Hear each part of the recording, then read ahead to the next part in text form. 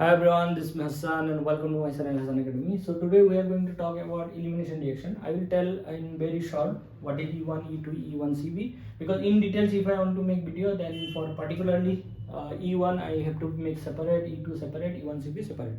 Definitely I will make someday. But before that, if you have any doubt, you can write in my email, or particularly if any topic or any concept you want, you can write out there. Okay. And one thing I want to tell you, that if you really want some organic chemistry related help, then on YouTube there is a channel named Organic Canvas. Okay, Organic Canvas, and this channel is really good channel for organic chemistry, and around 300 videos are there at this moment. So I believe that you definitely should subscribe this channel and get some help. Okay, so whoever is going to face NEET exam, upcoming NEET exam, or IT JEE second, or even advanced JEE advanced, you should subscribe this channel. You will get lot of videos out there, and those are very conceptual, and everything is very explanation is very clear. Okay, so this is the channel I am talking about. Oh, yeah. This Organic Canvas. Wait, I have to wait for focus. Yes, this is the channel I am talking about, and at this moment 300 videos are there, so these videos will help you definitely. Okay, yes, now come to video, and we will talk about E1, E2 and E1 CB, and you should subscribe my channel also and share with your friend. Okay, let's come here. First of all, for E1, one thing you have to understand, that here base will be neutral base, and heat symbol will be given. Okay, many one getting confused, I have seen with E1 and SN1. Actually what happened, when we draw that energy diagram, at that time you will understand. Suppose up to here is carbocation, this is common for both E1 or SN1. Up to here carbocation is intermediate is common. After that, suppose this one is for, let's go a little bit more, this one is for SN1, then for E1 what really will happen, this energy, it will take little bit more energy. Okay, activation energy required little bit higher than the SN1, and for that little bit extra energy, this heat we need to provide. Okay, so this dotted one is for E1, and this straight one is for SN1. Okay, so you can see, by seeing the heat symbol you can easily understand we have to do the elimination reaction. And we can do one more thing, that by seeing the option also many times you can understand. Okay, let's go. Here you will get two step mechanism, will be in two step. In first step carbocation will produce, and that carbocation producing carbocation step is the RDS, rate determining step, because that is a slow step. Let's do it. CH3 and CH3 CH carbocation CH3. Okay, up to here you will get the secondary carbocation. Now once you get the carbocation, now you have to see whether is there any way to make this carbocation more stable or not.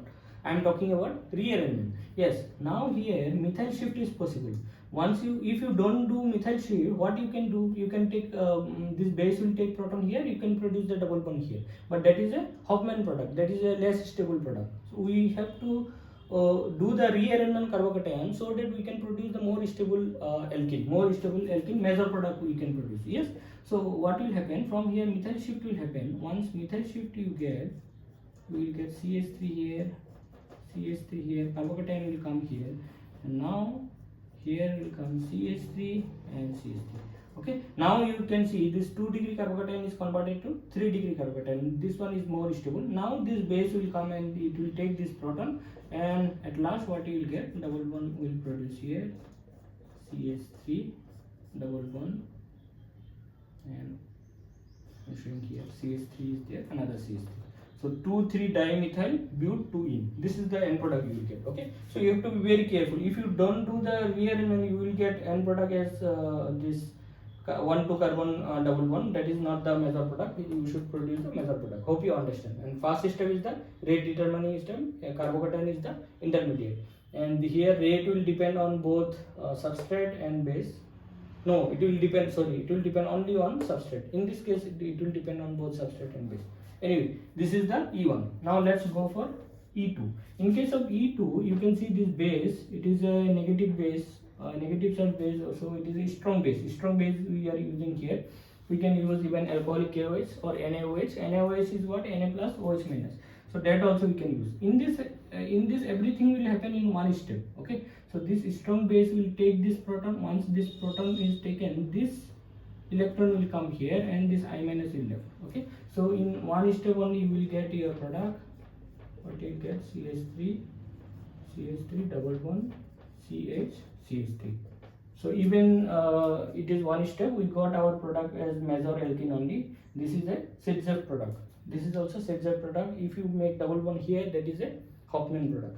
Okay, this is a Sedgwick product. Now this same question, instead of this ethoxide, if I give very bulky base like tertiary butoxide and heat. Now since this base is very bulky, it cannot go to inside to take this proton. Now what it will do, it will take one proton from this side, from this partial periphery, it will take just from this side carbon, it will take one proton and it will produce double bond here. Okay, so at that time, in this case, you will get CH3 carbon CH3, another hydrogen will be there, this CH double bond CH2. Yes, at this time, once we use this bulky base, you will get Hofmann product. Okay, so this Sedgwick or Hofmann, they may ask. Okay, this is E2, and E2 is a one-step mechanism. I will drop this one, and now come for this one, E1CB. This is really important. Okay, E1CB. Now one thing you remember, by seeing E1 and E1CB, don't get confused. Here, good living group, we want good living group, but here poor living group is there. Okay, and E1CB mostly we have to go for poor living group. And here intermediate is carbocation. Here intermediate you will get carbanion. Okay, you will get negative charge. Here you will get positive charge. And one more thing, here formation of this carbocation is very slow step. Since it is slow step, this is the RDS. This is the rate determining step. But here, this first step, base will take proton and it will make the negative charge. Acid base reaction is very fast, so that is not the RDS. Okay, so let's do it. First step, what you will get? NO2, and I have removed one proton from here. Now you can answer, you can remove proton from here also. Yes, I can remove from here also, but you have to produce more stable carbanion. Since it is electron withdrawing group is there, so I have to produce here only, not that side. Okay, next CH, and fluorine will be there as it is. Fluorine is a very weak leaving group. Okay, CH3. You know that weak bases are better leaving group. Okay, so if you go for halogen family, HF, HCl, HBr, HI is a very strong acid. Strong acid will produce weak base, and that weak base are better leaving group. But HF is less acidic compared to other halo acid. Yes, so it is a weak leaving group. So this is the first step. First step is not RDS. So this carbanion is stable. Next, what will happen? Next, this negative charge will come here, and this weak leaving group will left now. NO2 CH double bond CH CH3. So this is the end product you will get. Now this fluorine, since fluorine is fluoride is very weakly leaving group, this is the RDS. This is the RDS. Hope you understand. Here two-step mechanism is there. First step is formation of carbanion, and here two-step, but first step is carbocation. Hope you understand. One more thing I want to tell you, that you have seen this type of mechanism in particularly one reaction many times, that is aldol condensation. Okay, aldol condensation. Okay, if you do simple aldol reaction, you will get beta hydroxy aldehyde or ketone. That is not I am talking about. If you do the condensation, if heat is present, then you may notice that alpha beta unsaturated product you are going to get. Why you are always getting alpha beta unsaturated? Since we are following the mechanism of E1CB. Since we are following the mechanism of E1CB, we have to produce negative charge nearby carbonyl group only, here only. Okay, so that this can be stable carbanion. Okay, hope you understand. Thank you for watching, and do share with your friend. Thank you.